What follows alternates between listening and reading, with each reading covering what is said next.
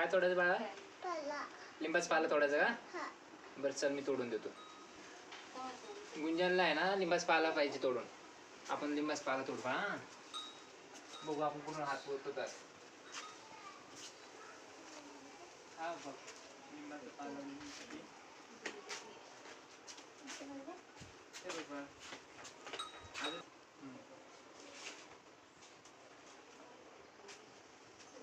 तोडला पाला लिंबाचा पाला.